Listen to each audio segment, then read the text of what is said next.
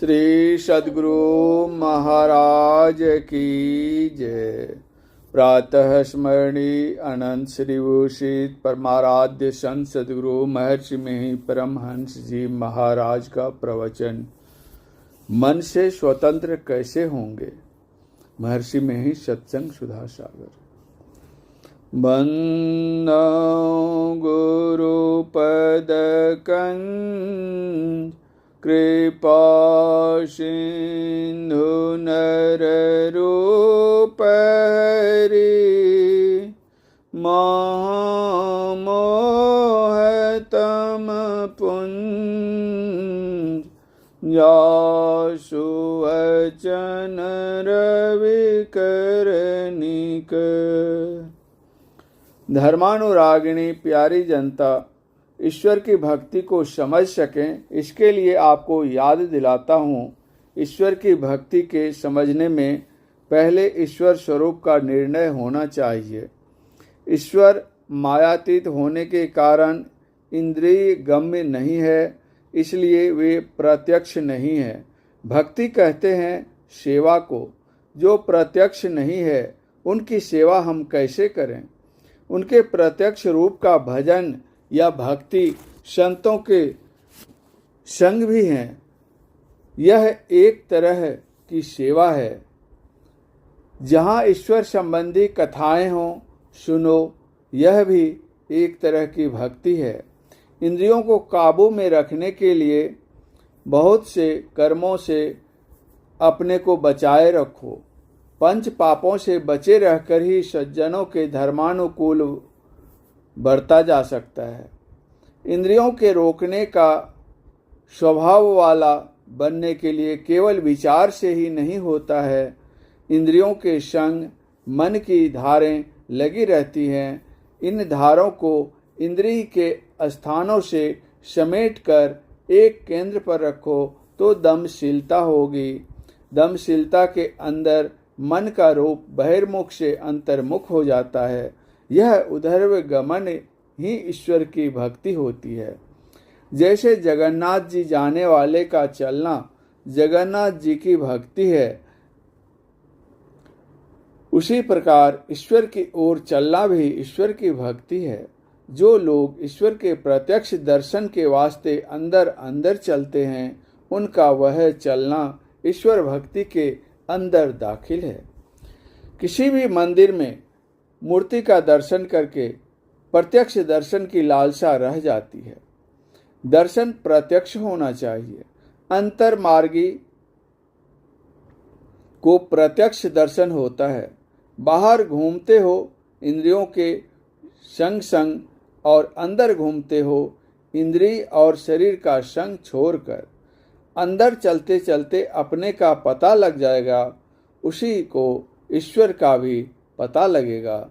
चेतन आत्मा के ऊपर से जब सब आवरण उतर जाते हैं तो आत्मदृष्टि होती है। यह आत्मदृष्टि किसी के देने से नहीं होती।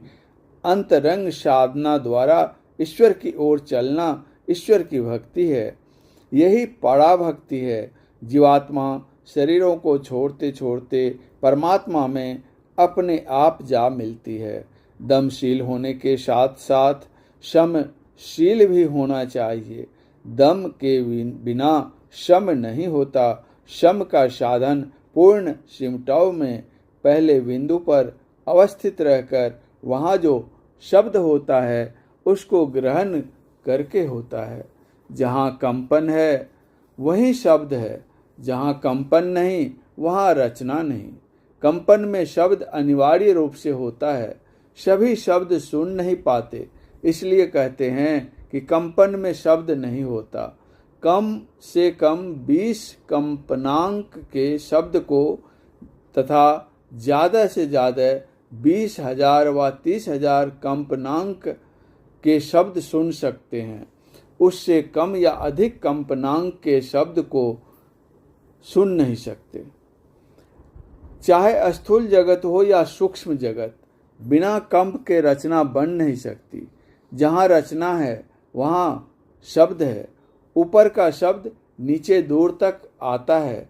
अभ्यासी एक बिंदु पर उस सूक्ष्म मंडल के केंद्रीय शब्द को सुनता है। एक बिंदुता के कारण सूक्ष्म मंडल में प्रवेश हुआ, इसलिए सूक्ष्म मंडल के केंद्र का शब्द पकड़ा जाता है। संतों ने पुकार कर कहा है, यही शब्द से प्रगट भये सब, सोई शब्द कही लीजिए। कबीर साहब की वाणी। यही ईश्वर का प्रतीक है, ईश्वर तक पहुंचने का दृश्यमान चिन्ह बिंदु है। बाहर में प्रतीक बनाते हैं, यह स्वकृत है। ईश्वरकृत चिन्ह जैसा मनुष्यकृत चिन्ह नहीं हो सकता। चलना रास्ते पर होता है, रास्ते का ओर छोड़ होता है। इसका आरंभ एक बिंदुता से होता है और अंत परमात्मा में होता है। यह ज्योति मार्ग और शब्द मार्ग सबके अंदर अंदर मौजूद है।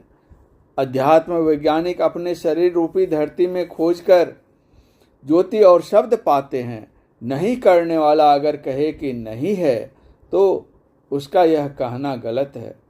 प्रत्याहार में जो हैरानी होती है वह साधन करते करते मिट जाती है। समशीलता शब्द साधना से होती है। पड़ा भक्ति को जो नहीं जानते हैं वे मोटी भक्ति को पकड़े रहते हैं। पूजा पाठ में जो एकाग्रता आती है उससे अधिक एक बिंदुता में आती है।